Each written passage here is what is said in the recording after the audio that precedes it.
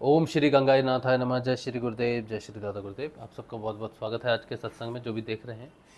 और मेरा नाम राजशिव है और मैं एक सिद्ध योग साधक हूँ। सिद्ध योग की साधना से जो परिवर्तन आते हैं उसके विषय पर जो है हम बात करते हैं। आजकल हम अध्ययन कर रहे हैं श्रीमद् भागवत का, और श्रीमद् भागवत का जो अध्ययन है वो शुरू करेंगे।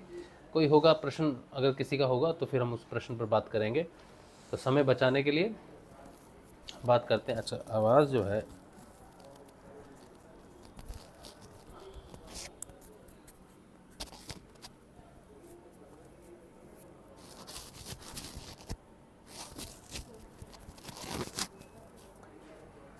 चलिए, उम्मीद है कि आवाज़ ठीक ठाक ही होगी, सुनने लायक।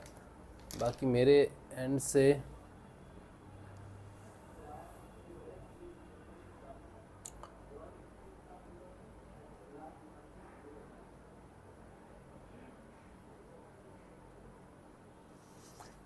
सिग्नल जो है बहुत वीक है। दरवाज़ा खुला है क्या? खुला हो दो।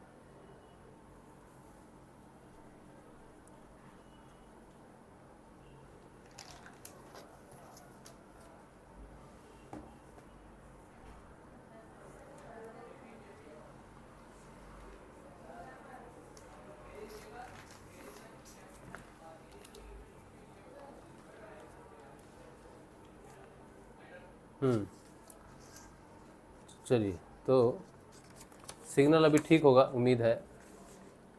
सिग्नल को क्या होता है पता नहीं, अच्छा खासा ब्रॉडबैंड चलता है सारा दिन।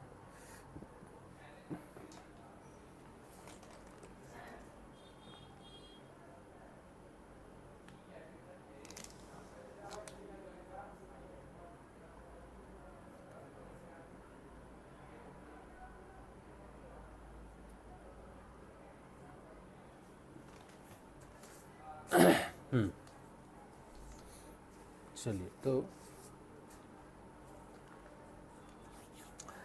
जय श्री गुरुदेव, जय श्री सुख सुधा सागर, जय श्रीमद् भागवत। ये एकादश स्कंध हम पढ़ रहे हैं और तीसरा अध्याय है जो आज हम शुरू करेंगे।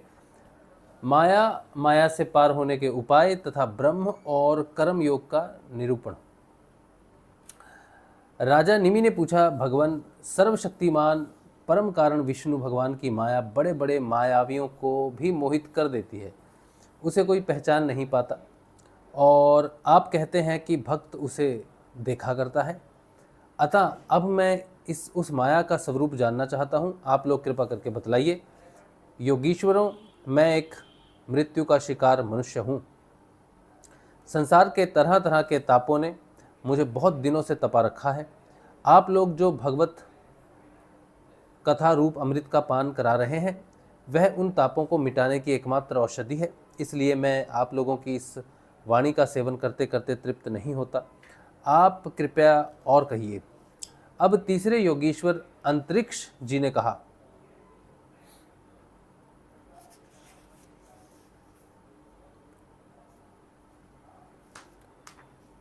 राजन, भगवान की माया स्वरूपतः अनिर्वचनीय है, इसलिए इसके कार्यों के द्वारा ही इसका निरूपण होता है, अथवा उसके कार्यों के द्वारा ही उसका निरूपण होता है। आदि पुरुष परमात्मा जिस शक्ति से संपूर्ण भूतों के कारण बनते हैं और उनके विषय भोग तथा मोक्ष की सिद्धि के लिए अथवा अपने उपासकों की उत्कृष्ट सिद्धि के लिए स्वनिर्मित पंचभूतों के द्वारा नाना प्रकार के देव, मनुष्य आदि शरीरों की सृष्टि करते हैं, उसी को माया कहते हैं। बड़ी सुंदर बात है भाई। माया किसे कहते हैं? कहते हैं आदि पुरुष परमात्मा जिस शक्ति से संपूर्ण भूतों के कारण बनते हैं, सब भूतों के कारण बनते हैं और उनके विषय भोग तथा मोक्ष की सिद्धि के लिए अथवा अपने उपासकों की उत्कृष्ट सिद्धि के लिए स्वनिर्मित पंचभूतों के द्वारा नाना प्रकार के देव, मनुष्य आदि शरीरों की सृष्टि करते हैं, उसी को माया कहते हैं। मतलब सृष्टि की रचना और सृष्टि की रचना का कारण बनते हैं, उसको माया कहते हैं। इस प्रकार पंच महाभूतों के द्वारा बने हुए प्राणी शरीरों में उन्होंने अंतर्यामी रूप से प्रवेश किया और अपने को ही पहले एक मन के रूप में और इसके बाद पंच ज्ञानेंद्रियों तथा पंच कर्मेंद्रियों कर्मेंद्रियों इन 10 रूपों में विभक्त कर दिया तथा उन्हीं के द्वारा विषयों का भोग कराने लगे। वह देहाभिमानी जीव अंतर्यामी के द्वारा प्रकाशित इंद्रियों के द्वारा विषयों का भोग करता है और इस पंचभूत के द्वारा निर्मित शरीरों को आत्मा अपना स्वरूप मानकर उसी में आसक्त हो जाता है। यह भगवान की माया है। अब वह कर्मेंद्रियों से सकाम कर्म करता है और उनके अनुसार शुभ कर्म का फल सुख और अशुभ कर्म का फल दुख भोग करने लगता है और शरीरधारी होकर इस संसार में भटकने लगता है। यह भगवान की माया है। भगवान की माया का माया क्या है पहले ये जान रहे हैं।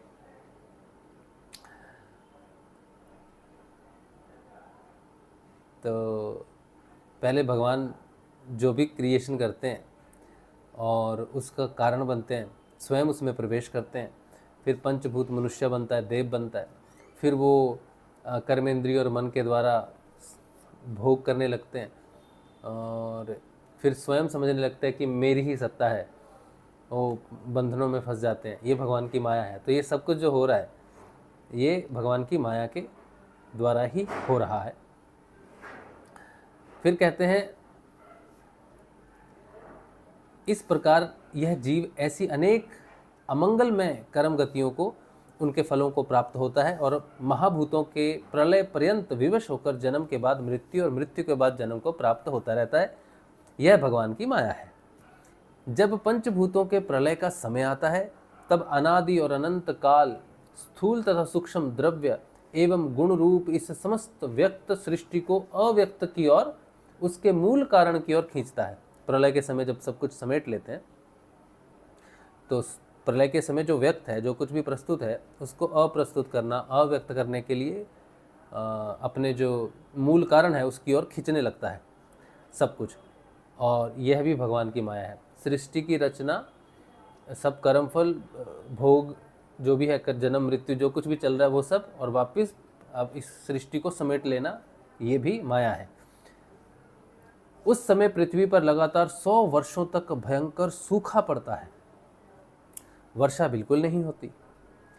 प्रलय काल की शक्ति से सूर्य की उष्णता और भी बढ़ जाती है तथा वे तीनों लोकों को तपाने लगते हैं। यह भगवान की माया है। उस समय शेषनाग संकर्षण के मुंह से आग की प्रचंड लपटें निकलती हैं और वायु की प्रेरणा से वे लपटें पाताल लोक से जलाना आरंभ करती हैं तथा और भी ऊंची ऊंची होकर चारों ओर फैल जाती हैं। यह भगवान की माया है।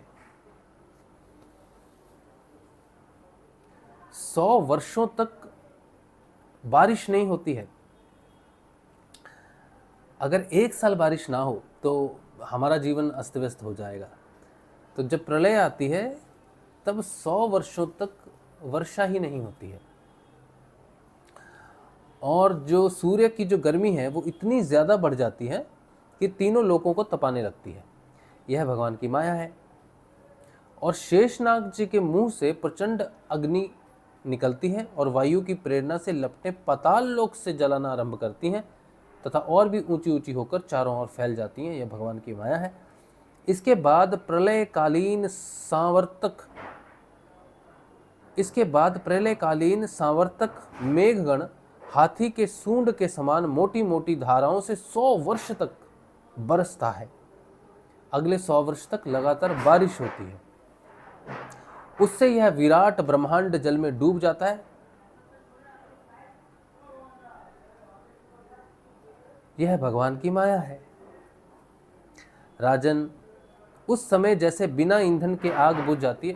जहाँ तक मुझे थोड़ा सा स्मरण है, ऐसा मुझे नहीं मालूम कि सही है कि नहीं, मार्कंडे ऋषि जो हुए उनकी इच्छा थी कि वो प्रलय को देखें। ऐसा हमने सुना है, शायद मार्कंडे पुराण में होगा या कहीं होगा, हमको मालूम नहीं है। शायद हमने सुना था कि उनकी इच्छा थी माया को प्रलय को देखने की, तो भगवान ने दिव्य दृष्टि देके उनको प्रलय दिखाई थी। शायद भागवत में भी होगा, मार्कंडे है, कुछ है, मार्कंडे ऋषि का कुछ है इसमें, पर वो प्रलय से संबंधित है कि नहीं या फिर उनके जीवन से संबंधित है ये पता चलेगा।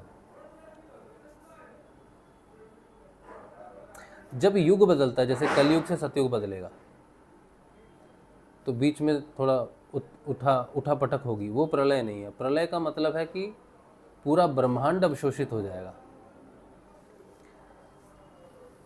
राजन, उस समय जैसे बिना ईंधन के आग बुझ जाती है, वैसे ही विराट पुरुष ब्रह्मा और ब्रह्मांड शरीर को छोड़कर,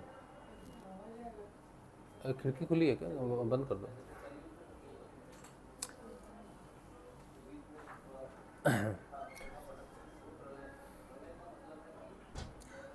कहते हैं कि जिस समय बिना ईंधन के आग बुझ, जैसे बिना ईंधन के आग बुझ जाती है, वैसे ही विराट पुरुष ब्रह्मा अपने ब्रह्मांड शरीर को छोड़कर सूक्ष्म स्वरूप अव्यक्त में लीन हो जाते हैं। यह भगवान की माया है। वायु पृथ्वी की गंध खींच लेती है, जिससे वह जल के रूप में हो जाती है, और जब वही वायु जल के रस को खींच लेती है, तब वह जल अपना कारण अग्नि बन जाता है। यह भगवान की माया है। ये भी बड़ा सुंदर है। वायु पृथ्वी की गंध को खींच लेती है, जिससे पृथ्वी जल में बदल जाती है, और जब वही वायु जल के रस को खींच लेती है, तब वही जल अग्नि बन जाती है। ये भगवान की माया है। जब अंधकार अग्नि का रूप छीन लेता है, जब अंधकार अग्नि का रूप छीन लेता है, तब वह अग्नि वायु में लीन हो जाता है। हमने सृष्टि की रचना देखी ना, पहले आकाश बना, आकाश से वायु बनी, वायु से अग्नि, अग्नि से जल, जल से पृथ्वी। अब ये उल्टा क्रम है। तो वायु पृथ्वी को सोख लेती है, गंध सोख लेती है, तो वो जल हो जाती है, और जल से वो रस को खींच लेती है, तो अग्नि हो जाती है। अग्नि से जब अंधकार अग्नि का रूप छीन लेता है, तब वो अग्नि वायु में लीन हो जाती है, और जब अवकाश रूप आकाश वायु की स्पर्श शक्ति छीन लेता है, तब वह आकाश में लीन हो जाता है। यह भगवान की माया है। राजन, तदंतर काल रूप ईश्वर आकाश के शब्द गुण का हरण कर लेता है, जिससे वह तामस अहंकार में लीन हो जाता है। इंद्रियां और बुद्धि राजस अहंकार में लीन होती हैं।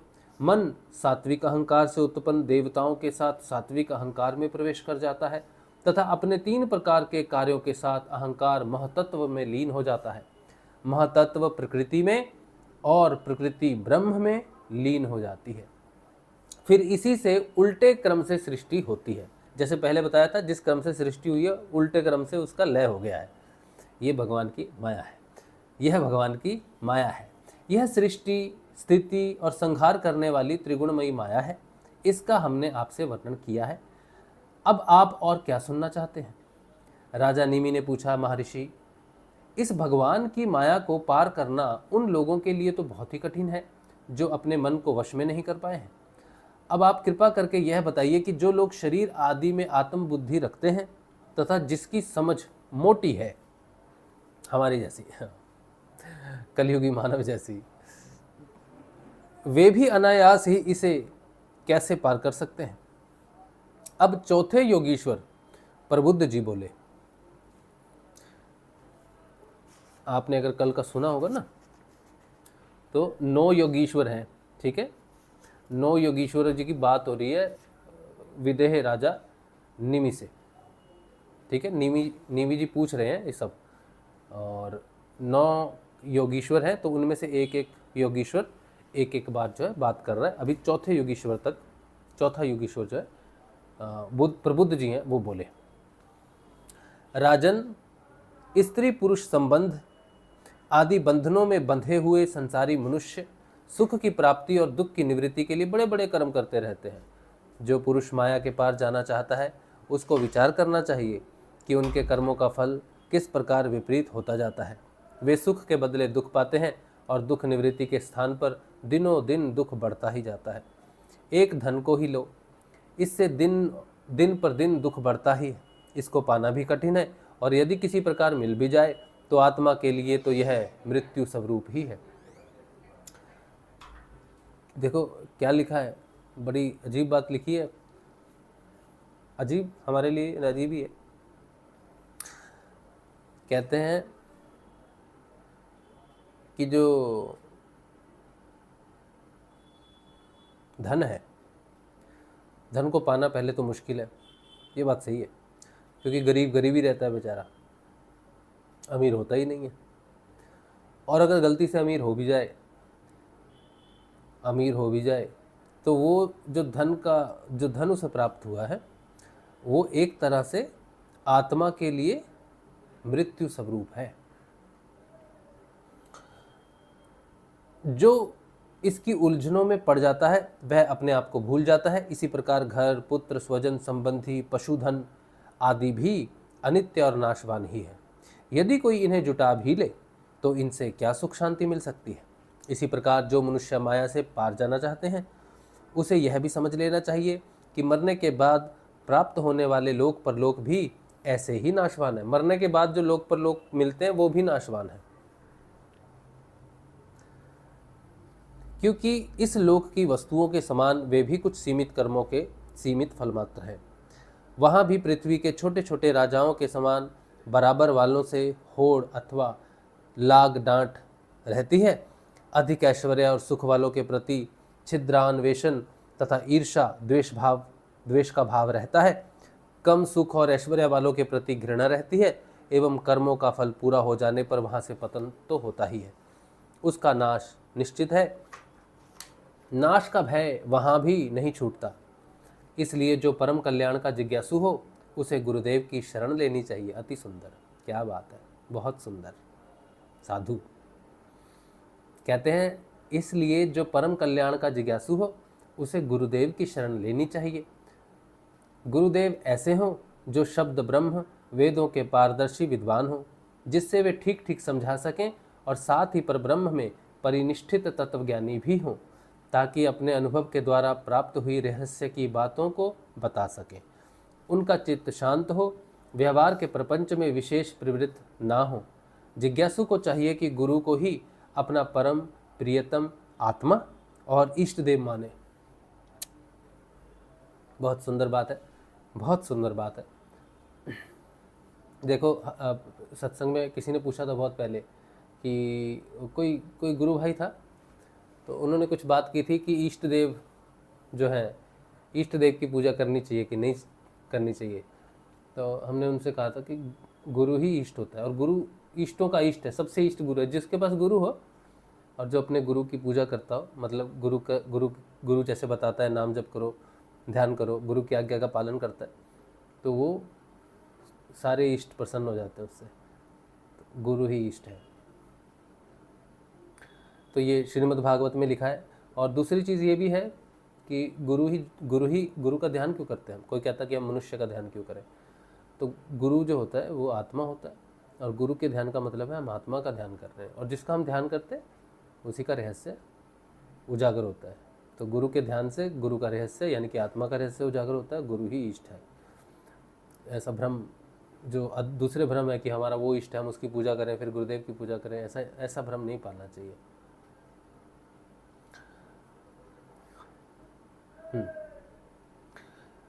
गुरु भगवान की उनकी निष्कपट भाव से सेवा कर और उनके पास रहकर भागवत धर्म की भगवान को प्राप्त कराने वाले भक्ति भाव के साधनों की क्रियात्मक शिक्षा ग्रहण करें। इन्हीं साधनों से सर्वात्मा एवं भक्त को अपने आत्मा का दान करने वाले भगवान प्रसन्न होते हैं। बहुत सुंदर। पहले शरीर, संतान आदि में मन की अनासक्ति सीखें, फिर भगवान के भक्तों से प्रेम कैसे करना चाहिए यह सीखें। इसके पश्चात प्राणियों के प्रति यथा योग्य दया, मैत्री और विनय की निष्कपट भाव से शिक्षा ग्रहण करें। मिट्टी जल आदि से बाहरी शरीर की पवित्रता, छल कपट आदि के त्याग से भीतर की पवित्रता, अपने धर्म का अनुष्ठान, सहन शक्ति, मौन, स्वाध्याय, सरलता, ब्रह्मचर्य, अहिंसा तथा शीत उष्ण, सुख दुख आदि द्वंद्वों में हर्ष विषाद से रहित होना सीखें। सर्वत्र अर्थात समस्त देश, काल और वस्तुओं में चेतन रूप से आत्मा और नियंता रूप से ईश्वर को देखना चाहिए। एकांत सेवन, यही मेरा घर है ऐसा भाव न रखना।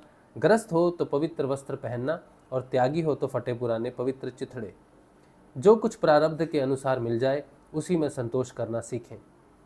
भगवान की प्राप्ति का मार्ग बतलाने वाले शास्त्रों में श्रद्धा और दूसरे किसी भी शास्त्र की निंदा न करना। प्राणायाम के द्वारा मन का, मौन के द्वारा वाणी का और वासनाहीनता के अभ्यास से कर्मों का संयम करना।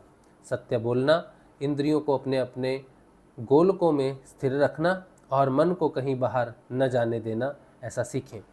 राजन, भगवान की लीलाएं अद्भुत हैं, उनके जन्म, कर्म और गुण दिव्य हैं। उन्हीं का श्रवण, कीर्तन और ध्यान करना तथा शरीर से जितनी भी चेष्टाएं हों सब भगवान के लिए करना सीखें। यज्ञ, दान, तप अथवा जप, सदाचार का पालन और स्त्री, पुत्र, घर, अपना जीवन, प्राण तथा जो कुछ अपने को प्रिय लगता हो सबका सब भगवान के चरणों में निवेदन करना, उन्हें सौंप देना सीखें। जिन संत पुरुषों ने सच्चिदानंद स्वरूप भगवान श्री कृष्ण का अपने आत्मा और स्वामी के रूप में साक्षात्कार कर लिया हो, उनसे प्रेम और सथावर, जंगम दोनों प्रकार के प्राणियों की सेवा, विशेष करके मनुष्यों में भी परोपकारी सज्जनों की और उनमें भी भगवत प्रेमी संतों की सेवा करना सीखें।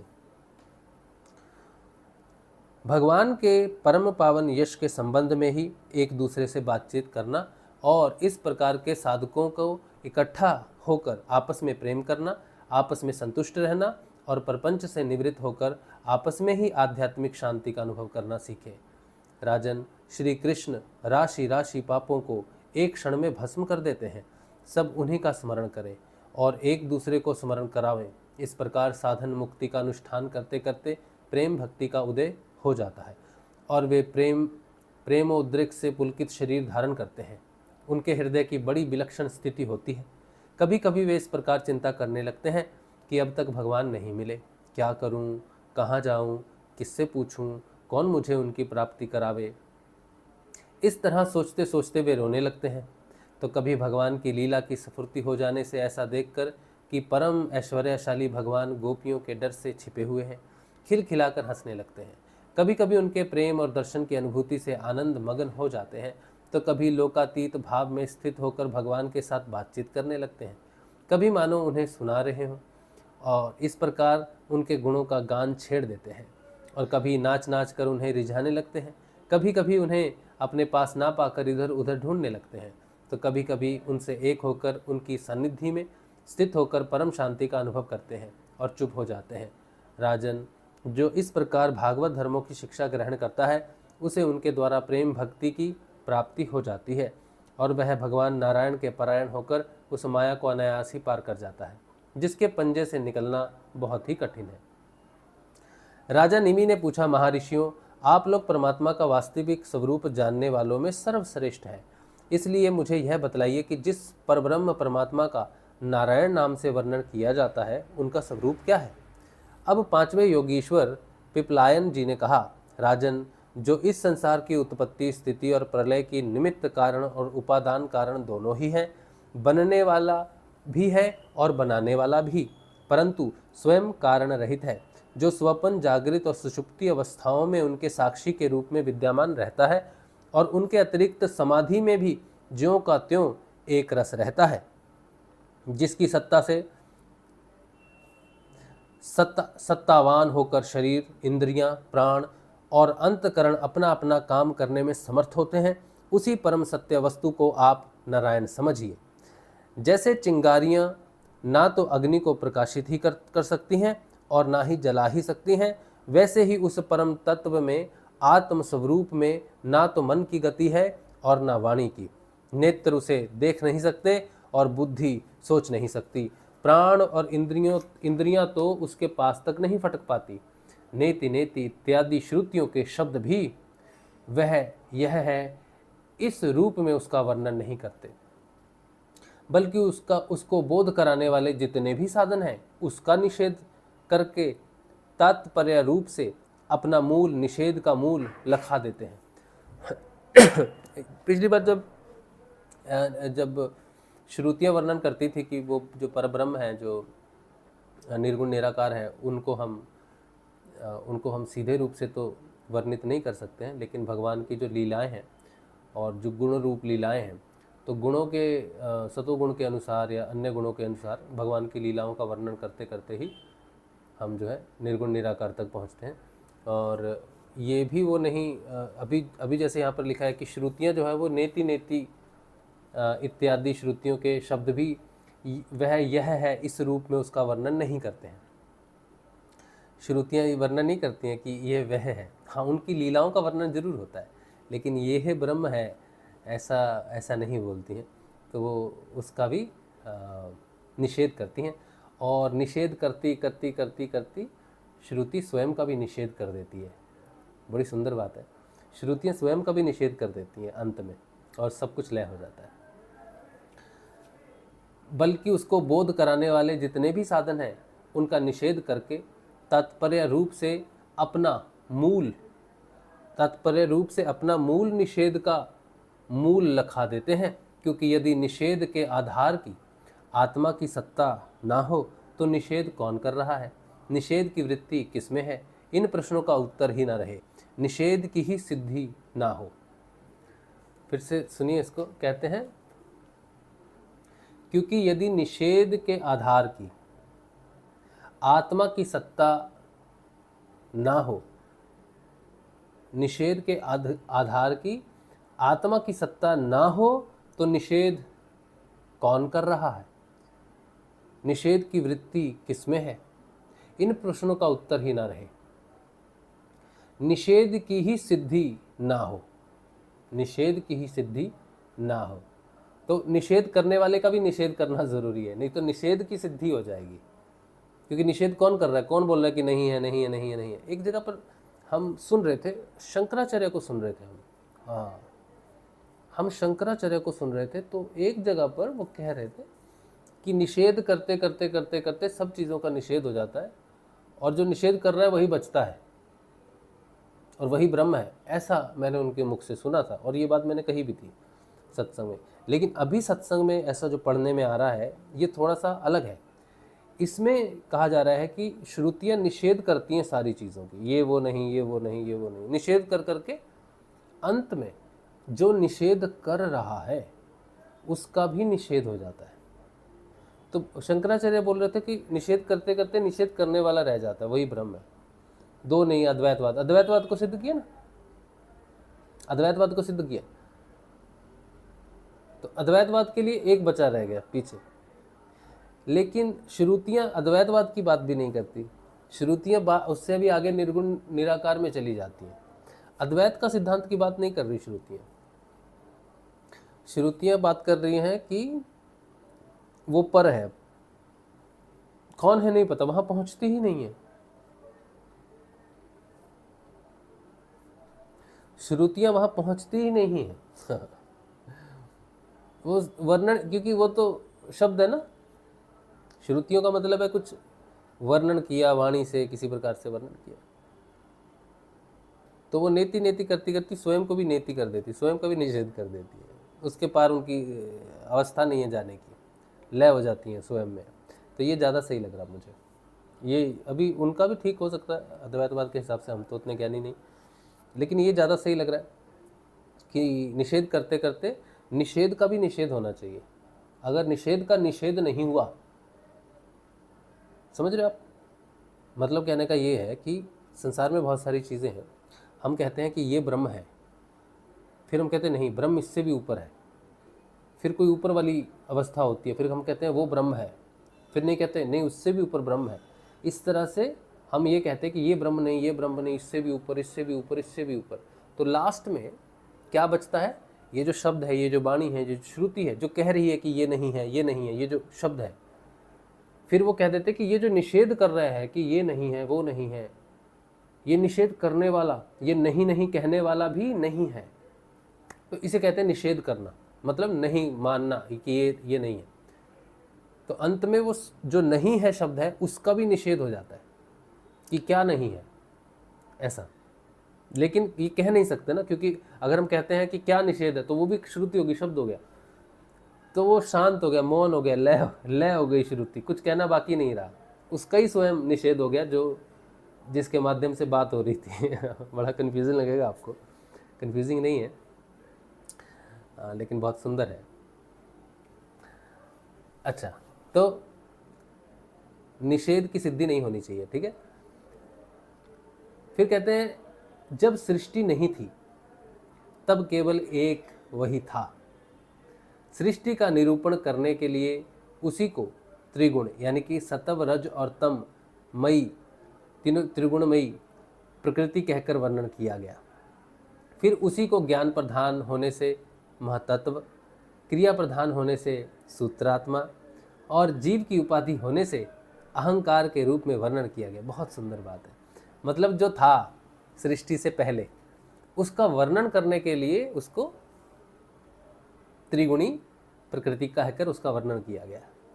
फिर उसी से ज्ञान प्रधान होने से, उसमें जब ज्ञान प्रधान हुआ तो उसे महाचित्त कहा गया, महतत्व कहा गया, जिसे चित्त कहते हैं। फिर उसमें क्रिया हुई तो उसे सूत्रात्मा कहा गया, और फिर जीव की उपाधि हुई, जीव प्रकट हुआ तो उसे अहंकार के रूप में वर्णन किया गया। वास्तव में जितनी भी शक्तियां हैं, चाहे वे इंद्रियों के अधिष्ठात्र देवताओं के रूप में हो, चाहे इंद्रियों के उनके विषयों के अथवा विषयों के प्रकाश के रूप में हो, सब का सब एक वह ब्रह्म ही है। क्योंकि ब्रह्म की शक्ति अनंत है। कहाँ तक कहूँ, जो कुछ दृश्य अदृश्य कार्य कारण सत्य और असत्य है, सब कुछ ब्रह्म है। इनसे परे जो कुछ है वह भी ब्रह्म ही है। वह ब्रह्म स्वरूप आत्मा ना तो कभी जन्म लेता है और न मरता है, वह ना तो बढ़ता है और ना घटता ही है। जितने भी परिवर्तनशील पदार्थ हैं, चाहे वे क्रिया, संकल्प और उनके अभाव के रूप में ही क्यों ना हो, सबकी भूत, भविष्यत और वर्तमान सत्ता का वह साक्षी है, सब में है, देश, काल और वस्तु से अपरिच्छिन्न है, अविनाशी है। वह उपलब्धि कराने वाला अथवा उपलब्धि का विषय नहीं है। वाह क्या बात है। वह उपलब्धि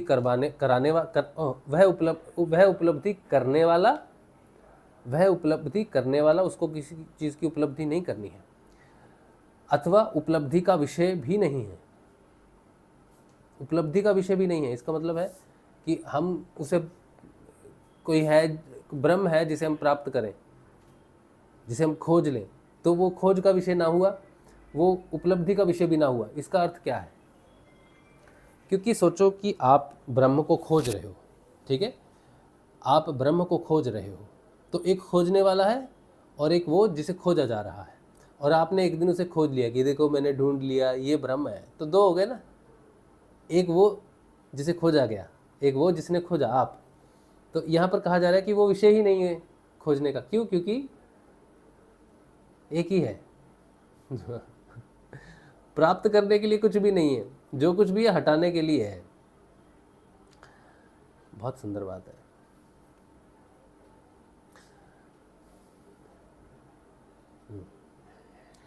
कहते हैं वह उपलब्धि करने वाला अथवा उपलब्धि का विषय नहीं है, केवल उपलब्धि स्वरूप ज्ञान स्वरूप है। जैसे प्राण तो एक ही रहता है, परंतु स्थान भेद से उसके अनेक नाम हो जाते हैं, वैसे ही ज्ञान एक होने पर भी इंद्रियों के सहयोग से उसमें अनेकता की कल्पना हो जाती है। जगत में 4 प्रकार के जीव होते हैं: अंडा फोड़कर पैदा होने वाले पक्षी, सांप आदि; नाल में बंधे पैदा होने वाले पशु, मनुष्य; धरती फोड़कर निकलने वाले वृक्ष, वनस्पति; और पसीने से उत्पन्न होने वाले खटमल आदि।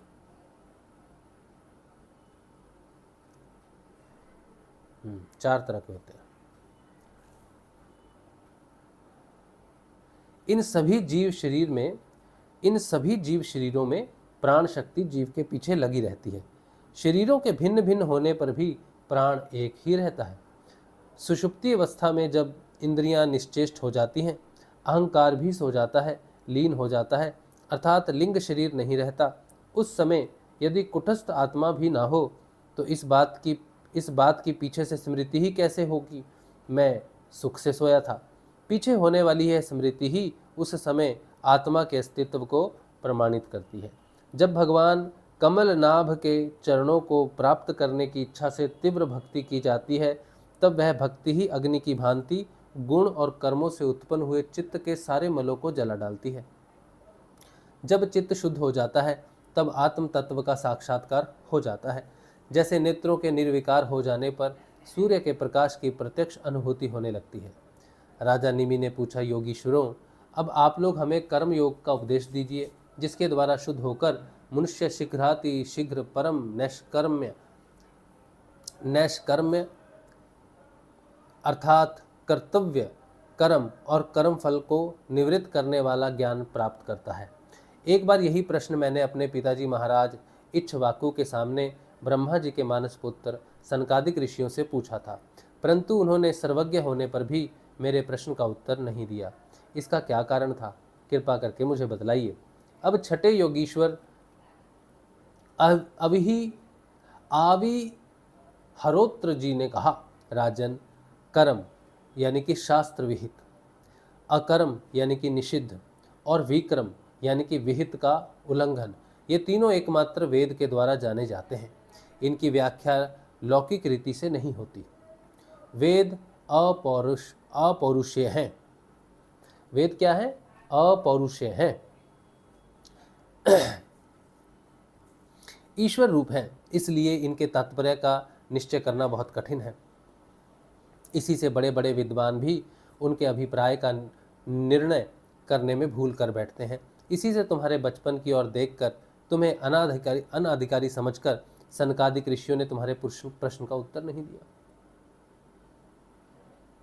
ये बहुत सुंदर बात है कि हमें अपने प्रश्नों के उत्तर तब तक नहीं मिलते जब तक हम उस उत्तर के अधिकारी ना हो, खास करके जब हम आध्यात्मिक जीवन में आगे बढ़ते हैं।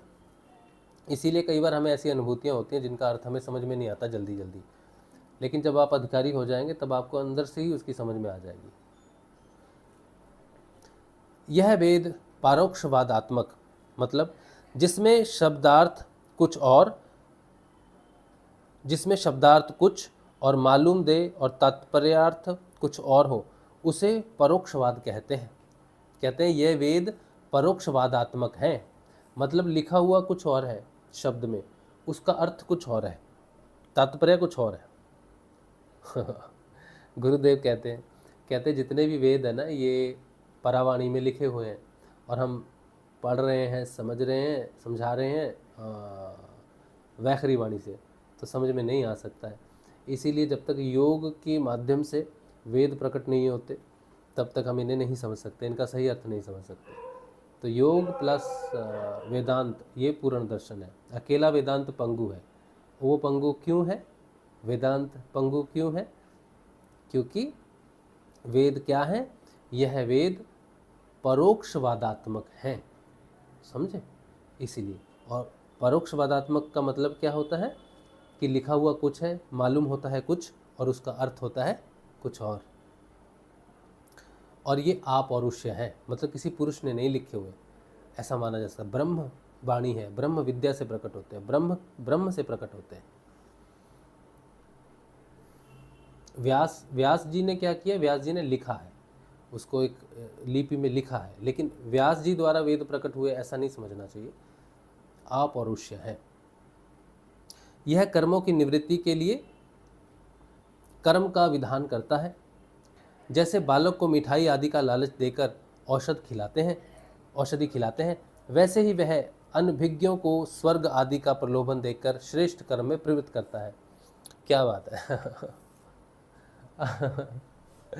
बहुत सुंदर वर्णन है कि कोई मनुष्य अच्छा काम करेगा। क्यों करेगा अच्छा काम?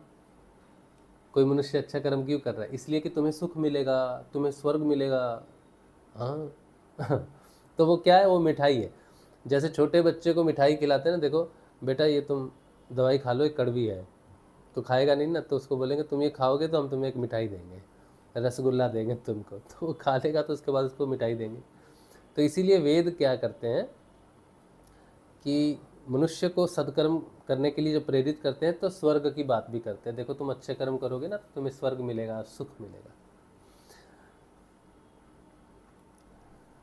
श्रेष्ठ कर्म में प्रवृत्त करते हैं, स्वर्ग आदि का प्रलोभन देकर। जिसका अज्ञान निवृत्त नहीं हुआ है, जिसकी इंद्रियां वश में नहीं है, और वह यदि मनमाने ढंग से वेदोक्त कर्मों का परित्याग कर देता है, तो वह विहित कर्मों का आचरण न करने के कारण विकर्म रूप अधर्म ही करता है। इसलिए वह मृत्यु के बाद फिर मृत्यु को ही प्राप्त होता है।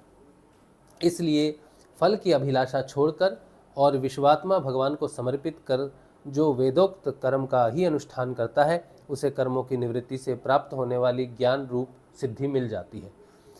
जो वेदों में स्वर्ग आदि रूप फल का वर्णन है, उसका तात्पर्य फल की सत्यता में नहीं है, वह तो कर्मों में रुचि उत्पन्न कराने के लिए है। राजन, जो पुरुष चाहता है कि शीघ्र से शीघ्र मेरे ब्रह्म स्वरूप आत्मा की हृदय ग्रंथि, मैं और मेरे की कल्पित गांठ खुल जाए, उसे चाहिए कि वह वैदिक और तांत्रिक दोनों ही पद्धतियों से भगवान की आराधना करे। पहले सेवा आदि के द्वारा गुरुदेव की दीक्षा प्राप्त करे। पहले सेवा आदि के द्वारा गुरुदेव की दीक्षा प्राप्त करे, फिर उनके द्वारा अनुष्ठान की विधि सीखे। अपने को भगवान की जो मूर्ति प्रिय लगे, अभिष्ट जान पड़े, उसी के द्वारा पुरुषोत्तम भगवान की पूजा करें। पहले स्नान आदि से शरीर और संतोष आदि से अंतकरण को शुद्ध करें। इसके बाद भगवान की मूर्ति के सामने बैठकर प्राणायाम आदि के द्वारा भूत शुद्धि, नाड़ी शोधन करें। तत्पश्चात देखो प्राणायाम क्यों किया जाता है, हमें प्राणायाम क्यों होता है, नाड़ी शुद्धि के लिए होता है, नाड़ी शोधन के लिए होता है। तो यम, नियम, आसन, प्राणायाम, प्रत्याहार, ये सारे के सारे क्रिया योग का हिस्सा है। अपने आप को श्रेष्ठ साबित करने के लिए कि हम आत्म रूप से जागृत हो, हमारी आत्मा की जो गांठें हैं हृदय में, आत्मा के ऊपर में जो हृदय ग्रंथि की जो गांठें हैं वो खुल सकें, उसके लिए क्रिया योग पहले आता है। उसमें यम, नियम, आसन, प्राणायाम आता है ये सब। तो गुरुदेव कहते हैं जब आप मेरा ध्यान करोगे, मंत्र जपोगे ना, तो अष्टांग योग के जो पहले 5 अंग हैं वो अपने आप सिद्ध होने शुरू हो जाएंगे। अपने आप प्राणायाम होगा, अपने आप आसन लगेगा, वो सारी घटना अपने आप होगी। शुद्धि जो भी है वो अपने आप होगी। जब आप तैयार हो जाओगे फिर आपका ध्यान लग जाएगा। तत्पश्चात विधि पूर्वक मंत्र, देवता आदि के न्यास से अंग रक्षा करके भगवान की पूजा करें। पहले पुष्प आदि पदार्थों का जंतु आदि निकालकर पृथ्वी को सम्मार्जन आदि से अपने को अव्यग्र होकर और भगवान की मूर्ति को पहले ही की पूजा के लगे हुए पदार्थों के क्षालन आदि से पूजा के योग्य बनाकर फिर आसन पर मंत्र उच्चारण पूर्वक जल छिड़ककर पाद्य, अर्घ्य आदि पात्रों को स्थापित करें। तदंतर एकाग्रचित होकर हृदय में भगवान का ध्यान करके फिर उसे सामने की श्री मूर्ति में चिंतन करें। तदंतर हृदय, सिर, शिखा, यानी कि इसमें लिखा है हृदयाय नमः, शिर से स्वाहा इत्यादि मंत्रों से न्यास करें और अपने इष्ट देव के मूल मंत्र के द्वारा देश, काल आदि के अनुकूल प्राप्त पूजा सामग्री से प्रतिमा आदि में अथवा हृदय में भगवान की पूजा करें। ये सब कुछ जो बता रखा है ये हमारे लिए भगवान श्री गुरुदेव ने बड़ा सहज कर दिया कि मेरा बेटा ध्यान करो और ये मंत्र जपो, जैसे बैठना बैठ जाओ, मैं देख लूँगा। तो बहुत सरल कर दिया गुरु भगवान ने सिद्ध योग के माध्यम से। अपने अपने उपास्य देव के विग्रह की हृदयादि अंग, आयुधादि उपांग और पार्षदों सहित उसके मूल मंत्रों द्वारा पाद्य, अर्घ्य, आचमन, मधुपर्क, स्नान, वस्त्र, आभूषण, गंध, पुष्प, दधि अक्षत के मतलब विष्णु भगवान की पूजा में अक्षतों का प्रयोग केवल तिल कालंकार में ही करना चाहिए, पूजा में नहीं। अच्छा, तो ये जो पूजा जैसे होती है उसकी विधि बता रखी। तिलक, माला, धूप, दीप और नैवेद्य आदि से विधिवत पूजा करें तथा फिर स्तोत्रों द्वारा स्तुति करके सपरिवार भगवान श्री हरि को नमस्कार करें। अपने आप को भगवान में ध्यान करते हुए ही भगवान की मूर्ति का पूजन करना चाहिए। निर्माल्य को अपने सिर पर रखें और आदर के साथ भगवत विग्रह को यथास्थान स्थापित कर पूजा समाप्त करनी चाहिए। इस प्रकार जो पुरुष अग्नि, सूर्य, जल, अतिथि और अपने हृदय में आत्मरूप श्री हरि की पूजा करता है वह शीघ्र ही मुक्त हो जाता है। अब आता है चौथा अध्याय जिसमें आता है भगवान के अवतारों का वर्णन। ठीक है, अच्छा कोई प्रश्न है आपका इस बीच? एटर्नल सोल, निषेध का निषेध हो गया, इसका बोध किसे और कैसे निश्चित होगा? जिसका हुआ उसका मन भरमा रहा है या वास्तव में उसका निषेध हो चुका? ये तो आप नहीं जान सकते जब तक वो निषेध होता नहीं। ये तो अवस्था है ना, ये तो अवस्था है। तो जब तक वो अवस्था होगी नहीं तब तक तो आप कैसे उसको जान सकोगे? तो ये तो बहुत अंतिम अवस्था की बात है, निषेध का भी निषेध हो जाना अद्वैतवाद में। ये तो जो अभी इंद्रियों में है, जिसका मन है, जिसका चित्त अभी शुद्ध नहीं हुआ, वो कैसे समझेगा इस चीज़ को? जब श्रुतियों ने खुद ही कह दिया कि अंत में हमारा भी निषेध हो जाता है, तो कैसे आप लिख के कैसे समझोगे? क्योंकि श्रुति तो है नहीं जो आपको बोल के बता सके या लिख के बता सके। तो आप ये जो प्रश्न पूछ रहे हो इसका आंसर कैसे लिखा जा सकता है? श्रुति तो है नहीं। जिस स्तर की आप बात बोल रहे हो कि कैसे पता चलेगा, अब कौन बताए आपको कैसे पता चलेगा? क्योंकि वो जिस स्तर की बात है वहाँ श्रुति है ही नहीं, लिखा ही नहीं जा सकता उसको। तो ये तो आप नहीं जान सकते, श्रुति के माध्यम से तो इसे नहीं जान सकते। तो श्रुति अतीत जाना पड़ेगा आपको। श्रुति अतीत का मतलब क्या हो सकता है? जो ब्रह्म विद्या है, जो संसार में जो ब्रह्म विद्या प्रकट होती है, जिसे उच्चतम विद्या कहा जाता है, जिसे आत्मा का ज्ञान होता है, और वो जितना कुछ भी लिखा जा सकता है, ब्रह्म विद्या में जो कुछ भी लिखा जा रहा है वो श्रुति है, वो श्रुति से संपन्न होगा। लेकिन जो नहीं लिखा जा सकता है, ब्रह्म विद्या में सब कुछ लिखा नहीं जा सकता, कुछ व्यक्त है कुछ अव्यक्त है। तो व्यक्त तक तो लिख सकते हैं, वहाँ तक श्रुतियाँ आपका साथ देंगी, लेकिन अव्यक्त को लिख नहीं सकेंगे। फिर वो साक्षात्कार का विषय है आगे का। गुरु जी तो कहते हैं कि आत्मा साक्षात्कार का विषय है, और जितना कुछ भी लिखा जा सकता है, जो आंसर आपको जहाँ तक मिलेगा वो वेदों में मिल जाएगा।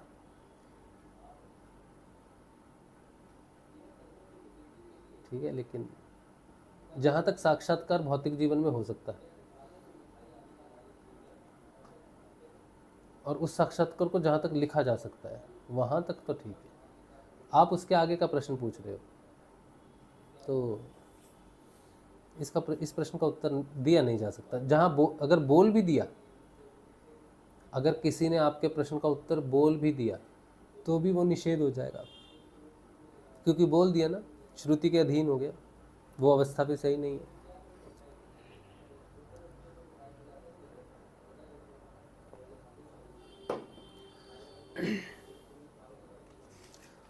अच्छा, आगे का भी हम थोड़ा पढ़ लेते हैं, चौथा अध्याय पढ़ लेते हैं। इसके ऊपर तो कोई प्रश्न नहीं था ना?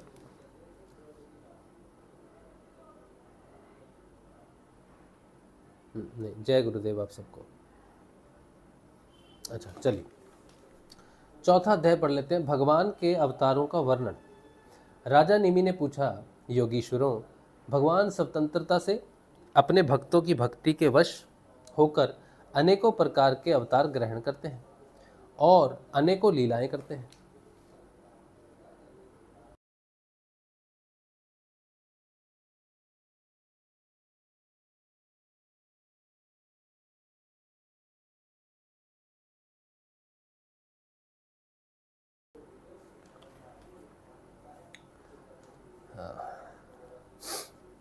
तो कहा था, आप लोग कृपा करके भगवान की उन लीलाओं का वर्णन कीजिए जो वे अब तक कर चुके हैं, कर रहे हैं या करेंगे।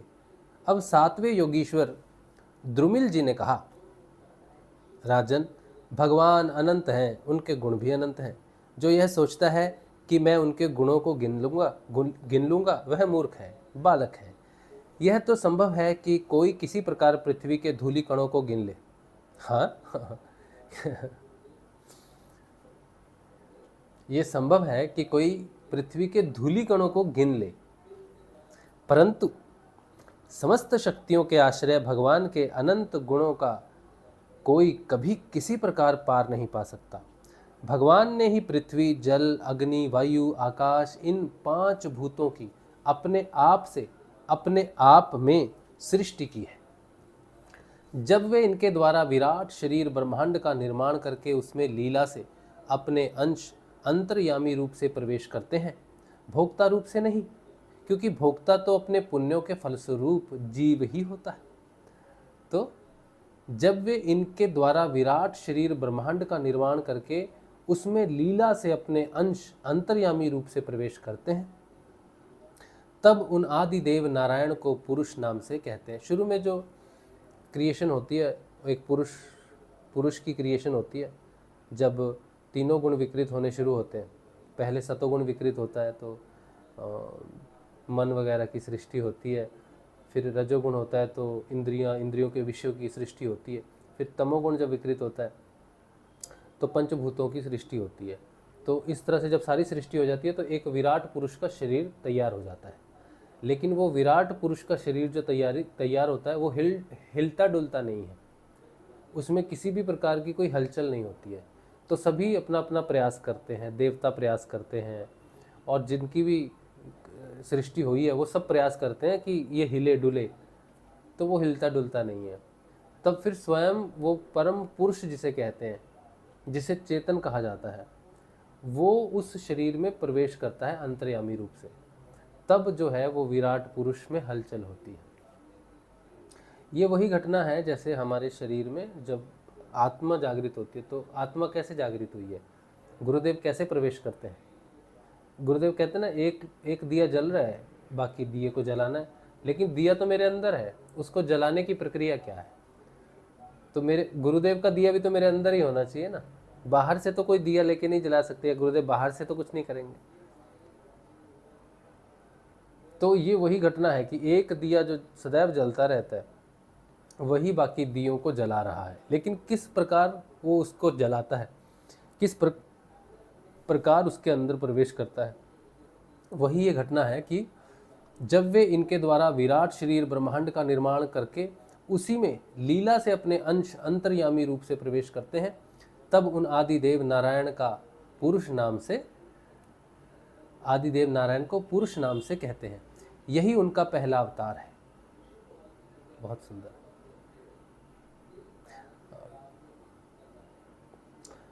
भगवान श्री कृष्ण गीता के 4थे अध्याय के 16वें और 17वें सूत्र में, 7वें 8वें 16वें 17 में, याद नहीं मुझे, उसमें कहते हैं ना, यदा यदा ही धर्मस्य ग्लानिर्भवति भारत अभ्युत्थानम धर्मस्य तदात्मानं सृजाम्यहम्। तो ये जो घटना है ना, ये वही घटना है कि भगवान स्वयं को सृजन करते हैं आत्मा रूप में। ये भगवान का पहला अवतार है। इसी तरह से भगवान प्रकट होते हैं सबसे पहले। तो ये बात कितनी सुंदर यहाँ पर देखो बताई गई है कि यही भगवान का पहला अवतार है जो सबके हृदय में होता है। उन्हीं के इस विराट ब्रह्मांड शरीर में 3 लोक स्थित हैं। उन्हीं की इंद्रियों से समस्त देहधारियों की ज्ञान इंद्रियां और कर्म इंद्रियां बनी हैं। उनके स्वरूप से ही स्वतः सिद्ध ज्ञान का संचार होता है। उनके श्वास प्रश्वास से सब शरीरों में बल आता है तथा इंद्रियों में ओज, इंद्रियों की शक्ति और कर्म करने की शक्ति प्राप्त होती है। उन्हीं के सत्ववादी गुणों से संसार की स्थिति, उत्पत्ति और प्रलय होते हैं। इस विराट शरीर के जो शरीरी हैं वे ही आदिकर्ता नारायण हैं। क्या कहते हैं? इस विराट शरीर के जो शरीरी हैं वे ही आदिकर्ता नारायण हैं। बहुत सुंदर बात है। आहा, उस विराट शरीर के अंदर जो वो आत्म अंतर्यामी रूप से अंश स्वरूप में जो प्रवेश करता है ना, उस विराट पुरुष में भी जो जागृति देता है, वो जागृति देने वाला वो नारायण है। इस विराट शरीर के जो शरीरी हैं वे ही आदिकर्ता नारायण है। पहले पहल जगत की उत्पत्ति के लिए उनके रजोगुण के अंश से ब्रह्मा हुए। जगत की उत्पत्ति के लिए सबसे पहले रजोगुण के अंश से ब्रह्मा हुए। फिर वे आदि पुरुष ही संसार की स्थिति के लिए अपने सत्वांश से धर्म तथा ब्राह्मणों के रक्षक यज्ञपति विष्णु बन गए। फिर वे ही तमोगुण के अंश से जगत के संहारक के लिए रुद्र बन गए। कैसे भगवान के तीनों स्वरूपों की रचना हुई है, बड़ा सुंदर लिखा है। कहते हैं पहले रजोगुण के अंश से जगत की उत्पत्ति के लिए पहले रजोगुण के अंश से ब्रह्मा हुए। फिर वे आदि पुरुष ही संसार की स्थिति के लिए अपने सतवांश से धर्म तथा ब्राह्मणों की रक्षा यज्ञपति विष्णु बन गए। फिर वो ही तमोगुण के अंश से जगत के संहार के लिए रुद्र बने। इस प्रकार निरंतर उन्हीं से परिवर्तनशील प्रजा की उत्पत्ति, स्थिति और संहार होते रहते हैं। दक्ष प्रजापति की एक कन्या का नाम था मूर्ति। दक्ष प्रजापति की एक कन्या का नाम था मूर्ति। वह धर्म की पत्नी थी। उसके गर्भ से भगवान ने ऋषि श्रेष्ठ शांतात्मा नर और नारायण के रूप में अवतार लिया। उन्होंने आत्म तत्व का साक्षात्कार कराने वाले उस भगवत आराधन रूप कर्म का उपदेश किया, जो वास्तव में कर्म बंधन से छुड़ाने वाला और निष्कर्म्य स्थिति को प्राप्त कराने वाला है। इन्होंने स्वयं भी वैसे ही कर्म का अनुष्ठान किया। बड़े बड़े ऋषि मुनि इनके चरण कमलों की सेवा करते रहते हैं। वे आज भी बद्रिका आश्रम में उसी कर्म का आचरण करते हुए विराजमान हैं। तो बद्रिका आश्रम में जो तपस्या हो रही है वो नर और नारायण रूप में हो रही है। ये अपनी घोर तपस्या के द्वारा मेरा धाम छीनना चाहते हैं। इंद्र ने ऐसी आशंका करके स्त्री वसंत आदि दल बल के साथ कामदेव को उनकी तपस्या में विघ्न डालने के लिए भेजा।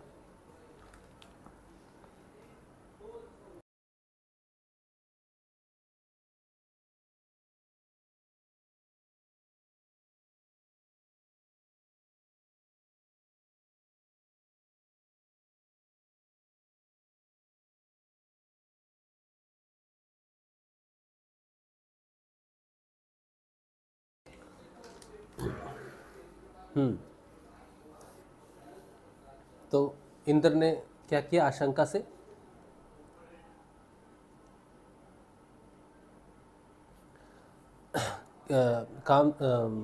इंद्र को आशंका हो गई कि कहीं मेरा पद न छीन ले, तपस्या कर रहे बद्रिका आश्रम में।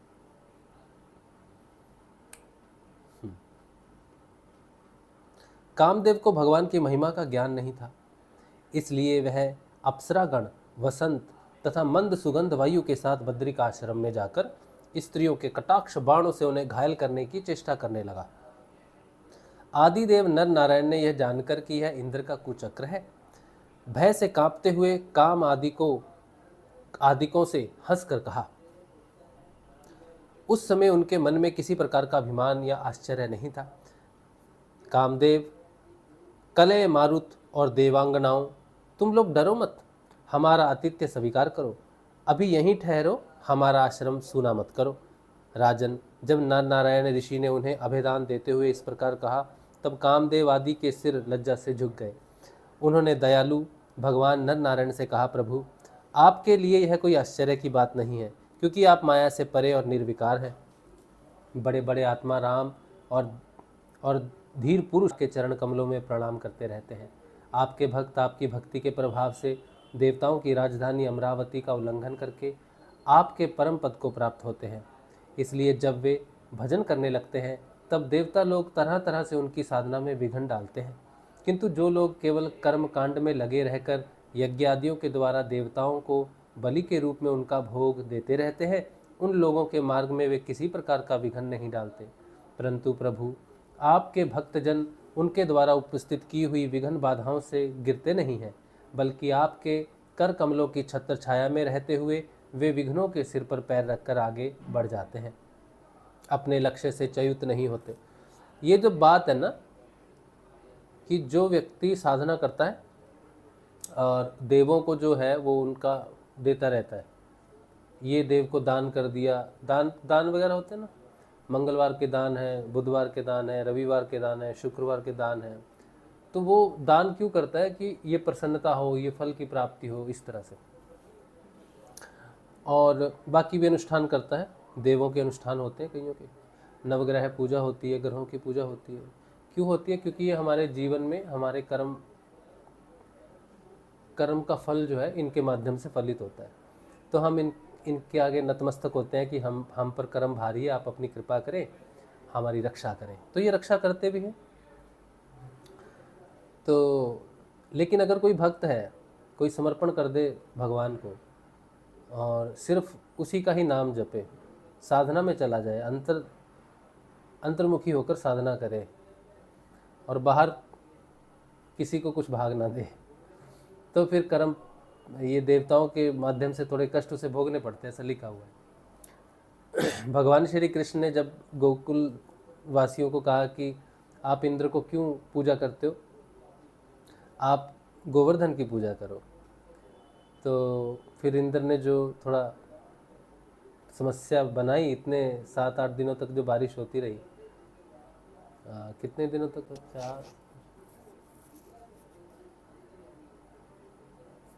14 दिन तक शायद कुछ दिन तक बारिश होती रही ना। तो वो रुष्ट हो गए थे। तो यही वो लिखा हुआ है कि अगर हम देवों को बलि के रूप में उनका भोग देते रहते हैं, भोजन के रूप में या जो, तो वो प्रसन्न रहते हैं, विघ्न बाधा नहीं डालते और सुख समृद्धि भी देते हैं। लेकिन कोई सिर्फ आपकी पूजा करे तो वो विघ्न बाधाएं तो डालते ही हैं। लेकिन जो आपका भक्त होता है वो ऐसी बाधाओं से च्युत नहीं होता, डरता नहीं है, साधना आपकी छोड़ता नहीं है, भागता नहीं है। बहुत से लोग तो ऐसे होते हैं जो भूख, प्यास, गर्मी, सर्दी एवं आंधी पानी के कष्टों को तथा रसेंद्रियों तथा जननेंद्रियों के वेगों को जो अपार समुद्र के समान है सह लेते हैं, पार कर जाते हैं, परंतु फिर भी वे उस क्रोध के वश में हो जाते हैं जो गाय के खुर से बने गड्ढे के समान है और जिससे कोई लाभ नहीं है, आत्मनाशक है। और प्रभु वे इस प्रकार अपनी कठिन तपस्या को खो बैठते हैं। जब कामदेव, वसंत आदि देवताओं ने इस प्रकार स्तुति की, तब सर्वशक्तिमान भगवान ने अपने योग बल से उनके सामने बहुत सी ऐसी रमणियाँ प्रकट करके दिखलाई जो अद्भुत रूप लावण्य से संपन्न और विचित्र वस्त्र अलंकारों से सुसज्जित थीं तथा भगवान की सेवा कर रही थी। जब देवराज इंद्र के अनुचरों ने उन लक्ष्मी जी के समान रूपवती स्त्रियों को देखा, तब उनके महान सौंदर्य के सामने उनका चेहरा फीका पड़ गया। वे श्रीहीन होकर उनके शरीर से निकलने वाली दिव्य सुगंध से मोहित हो गए। अब उनका सिर झुक गया। देव देवेश भगवान नारायण हंसते हुए से उनसे बोले, तुम लोग इनमें से किसी एक स्त्री को जो तुम्हारे अनुरूप हो ग्रहण कर लो, वह तुम्हारे स्वर्गलोक की शोभा बढ़ाने वाली होगी। देवराज इंद्र के अनुचरों ने जो आज्ञा कहकर भगवान के आदेश को स्वीकार किया तथा उन्हें नमस्कार किया। फिर उनके द्वारा बनाई हुई स्त्रियों में से श्रेष्ठ अप्सरा उर्वशी को आगे करके वे स्वर्गलोक में गए।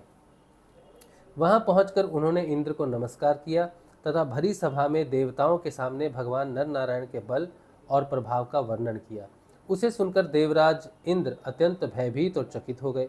भगवान विष्णु ने अपने स्वरूप में एक रस स्थित रहते हुए भी संपूर्ण जगत के कल्याण के लिए बहुत से कला अवतार ग्रहण किए हैं। विदेहराज, हे विदेहराज, हंस, दत्तात्रेय, सनक, सनंदन, सनातन, सनत कुमार और हमारे पिता ऋषभ के रूप में अवतीर्ण होकर उन्होंने आत्म साक्षात्कार के साधनों का उपदेश किया है।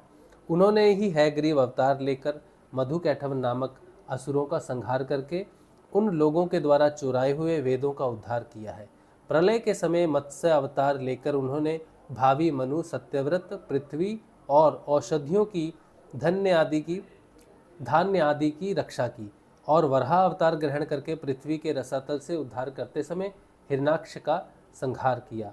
कूर्मा अवतार ग्रहण करके उन्हीं भगवान ने अमृत मंथन का कार्य संपन्न करने के लिए अपनी पीठ पर मंदराचल धारण किया और उन्हीं भगवान विष्णु ने अपने शरणागत एवं आर्त भक्त गजेंद्र को ग्रह से छुड़ाया। एक बार बाल खिल्य ऋषि तपस्या करते करते अत्यंत दुर्बल हो गए थे। वे जब कश्यप ऋषि के लिए समिधा ला रहे थे तो थक कर गाय के खुर से बने हुए गड्ढे में गिर पड़े, मानो समुद्र में गिर गए हों। उन्होंने जब स्तुति की तब भगवान ने अवतार लेकर उनका उद्धार किया। वृत्रासुर को मारने के कारण जब इंद्र को ब्रह्म हत्या लगी और वे उसके भय से भागकर छिप गए, तब भगवान उस हत्या से इंद्र की रक्षा की। और जब असुरों ने अनाथ देवांगनाओं को बंदी बना लिया, तब भी भगवान ने ही उन्हें असुरों के चुंगल से छुड़ाया। जब हिरण्यकशिपु के कारण प्रहलाद आदि संत पुरुषों को भय पहुंचाने लगा, तब उनको निर्भय करने के लिए भगवान नृसिंह अवतार में प्रकट हुए। उन्होंने वो नृसिंह अवतार ग्रहण किया और हिरण्यकशिपु को मार डाला। उन्होंने देवताओं की रक्षा के लिए देवासुर संग्राम में दैत्यपतियों का वध किया और विभिन्न मनवंतरों में अपनी शक्ति से अनेकों कलावतार धारण करके त्रिभुवन की रक्षा की। फिर वामन अवतार ग्रहण करके उन्होंने याचना के बहाने इस पृथ्वी को दैत्यराज बलि से छीन लिया और अदिति नंदन देवताओं को दे दिया। परशुराम अवतार ग्रहण करके उन्होंने ही पृथ्वी को 21 बार क्षत्रियहीन किया। परशुराम जी तो है वंश का प्रलय करने के लिए मानो भृगु वंश में अग्नि रूप से ही अवतीर्ण हुए थे। उन्हीं भगवान ने रामावतार में समुद्र पर पुल बांधा एवं रावण और उसकी राजधानी लंका को मटियामेट कर दिया। उनकी कीर्ति समस्त लोकों के मल को नष्ट करने वाली है। सीतापति भगवान राम सदा सर्वदा सर्वत्र विजयी हैं।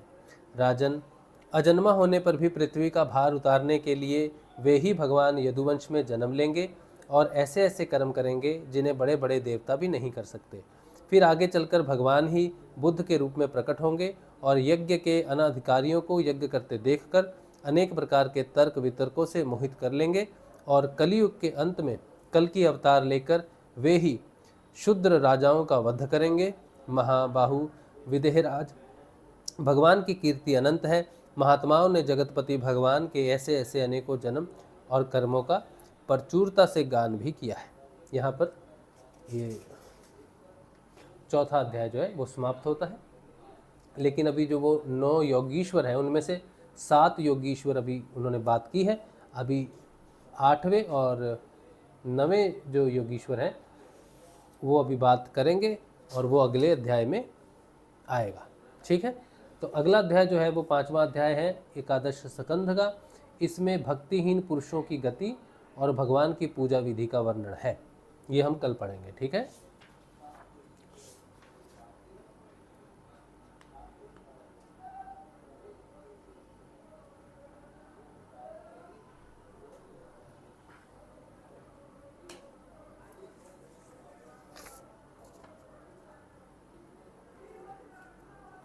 चलिए ये रहा।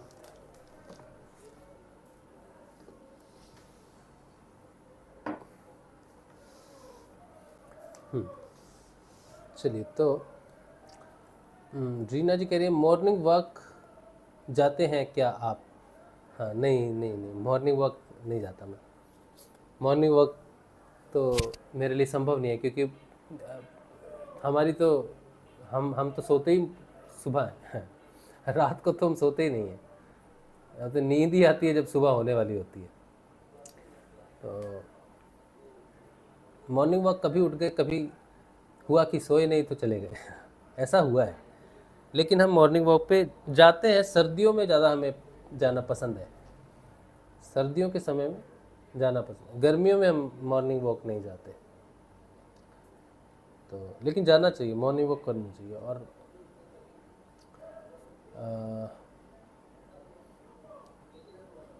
करनी चाहिए मॉर्निंग वॉक, करनी चाहिए।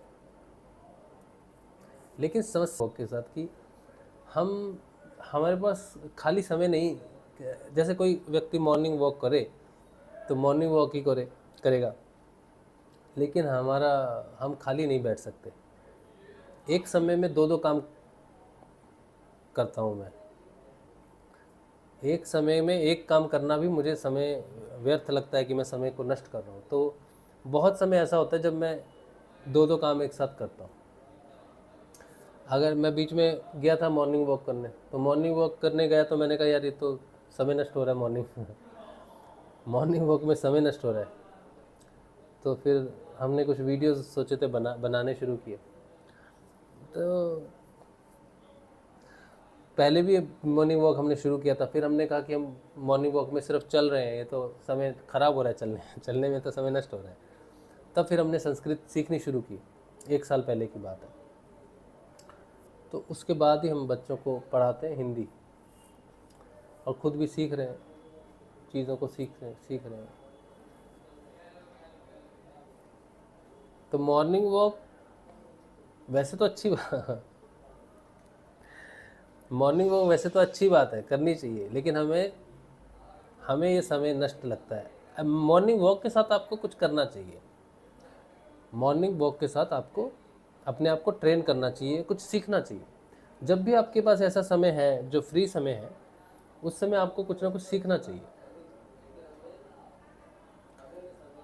बहुत सारे लोग देखो काम करते हैं, सुबह जाते हैं, ऑफिस जाते हैं या अपने काम पर जाते हैं, शाम को थक कर आके सो जाते हैं। सीखने का समय नहीं है उनके पास। और उनको अगर कहा जाए कुछ सीख लो तो बोलते हैं भाई समय नहीं है हमारे पास।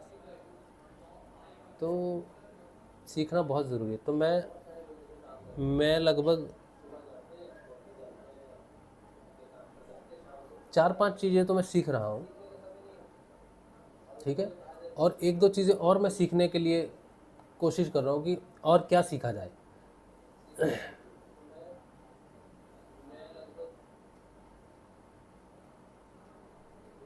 तो मेरा जो मेन कंसंट्रेशन है लाइफ का, मेरे जीवन का मेन जो कंसंट्रेशन है वो लर्निंग है। और लर्निंग से क्या है कि मेरा दिमाग वो खुल रहा है ना एक्चुअली। बहुत पहले तो वो जमा हुआ था, पत्थर की तरह था। तो एक किताब भी पढ़नी थी तो एक किताब भी समझ में नहीं आती थी क्या क्या है क्या नहीं है। लेकिन अब जो है, अब जब ध्यान लगने लगा है ना तो वो थोड़ा सा ग्रास्पिंग या धारण करना या चीज़ों को भरना लेना, उसकी क्षमता थोड़ी बढ़ गई है कुछ वर्षों से।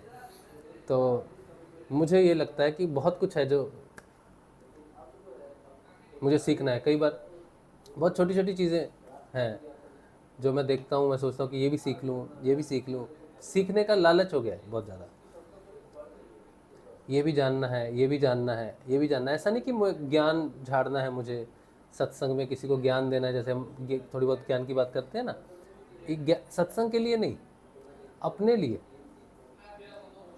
अपने लिए ऐसा लगता है कि जैसे आपके पास कोई बड़ा घर है, अगर आपके पास एक रूम का घर है तो आपके पास थोड़ा सामान है, कंजस्टेड है, आप और सामान नहीं खरीद सकते। लेकिन रोज़ अगर आपको कोई कहे कि आपके घर में रोज़ एक कमरा जुड़ जाएगा, है ना, तो रोज़ आपके पास एक कमरा जुड़ रहा है।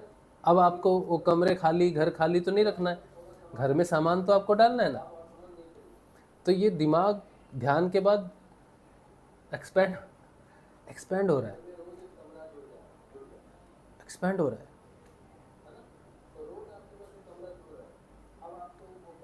तो मेरी तो वाइफ उस दिन बोल रही थी, मैं बाहर से आया तो आते ही मैं कुछ करने लग गया। तो बोले थोड़ा सांस लो, शिफ्ट तो करो माइंड को कि इस काम को करके छोड़ो, बीच में रेस्ट होनी चाहिए, फिर दूसरा। कोई नहीं, एक काम के साथ दूसरा काम ओवरलैप्ड है, तो वो समय नष्ट नहीं होना चाहिए बीच में, बिल्कुल भी किसी भी प्रकार का। और मुझे रात को सोना भी समय व्यर्थ लगता है, वो तो शरीर बहुत थक जाता है, तो नींद तो आती है, लेटते ही बहुत आराम मिलता है। तो लेकिन सच, जब मैं सोने के लिए लेटता हूँ तो मुझे लगता है समय नष्ट करने जा रहे हैं हम, सो के समय नष्ट होगा हमारा, इतना ज़्यादा ये खुल रहा है। गुरुदेव ने एक बार कहा था, गुरुदेव जी ध्यान के विषय में बोल रहे थे, तो बच्चों को जो क्यों ध्यान करना चाहिए, सबसे ज़्यादा उपयोगी ध्यान बच्चों के लिए क्यों है, क्योंकि बच्चों का उस समय लर्निंग पीरियड होता है। तो गुरुदेव कहते हैं कि जब उनका ध्यान लगने लग जाएगा ना, सिद्ध योग में जब उनका ध्यान लगने लग जाएगा, ध्यान लगने का मतलब है कॉन्सेंट्रेशन, एकाग्रता। तो जिस पुस्तक को वो पढ़ेंगे वहाँ भी ध्यान लगने लग जाएगा, वहाँ भी एकाग्रता बढ़ जाएगी। और ये बिल्कुल सही बात है, सही बात है। और दूसरी बात मैं आपको और बताता हूँ, एकाग्रता दो प्रकार की है। पहली एकाग्रता जो हम बाहर से पढ़ते हैं, जिसे बोलते हैं किताबी कीड़ा, बोलते हैं ना, ये भी पढ़ लिया, ये भी पढ़ लिया, ये भी पढ़ लिया, वो भी पढ़ लिया। एक ये है, इसमें मनुष्य बाहर से प्रयास करता है चीज़ों को समझने के लिए। एक एकाग्रता आंतरिक होती है, शक्ति संपन्न होती है, श्रुति संपन्न होती है। उसमें जब हम कोई पुस्तक खोलते हैं और पुस्तक को पढ़ रहे हैं, तो अगर हम ध्यान से नहीं भी पढ़ते हैं, मतलब मैं पुस्तक पढ़ रहा हूँ, हाँ ये पढ़ रहा है ABC, तो पुस्तक अपने आप पीछे खींच लेती है, अपने आप अंदर से अपना रहस्य प्रकट कर देती है कि कहाँ जा रहे, जल्दी जल्दी पीछे आओ। वो शब्द जागृत हो जाते हैं, शब्द स्वयं अपना रहस्य खोलते हैं कि हमारा रहस्य तो जान लो, आगे कहाँ पढ़ के जा रहे तुम। ये बड़ी अद्भुत घटना है जो मैं आपको बता रहा हूँ। ये तब घटती है जब आपका ध्यान लगने लगेगा, श्रुति संपन्न हो जाओगे आप जब। तो हर शब्द तो श्रुति से बना है। इस संसार में जितने भी शब्द बने हैं, सबके पीछे में रहस्य है कि वो शब्द क्यों बना है। तो वो शब्द स्वयं स्वयं अपना रहस्य प्रकट करते हैं। तो जब वो स्वयं आपके सामने प्रकट होने लग जाते हैं, तो फिर तो ऑब्वियसली ना आपको इंटरेस्ट आता है कि ये भी कर ले, वो भी कर ले। खजाना है अंदर, बहुत बहुत खजाना भरा पड़ा है। तो ये बात है,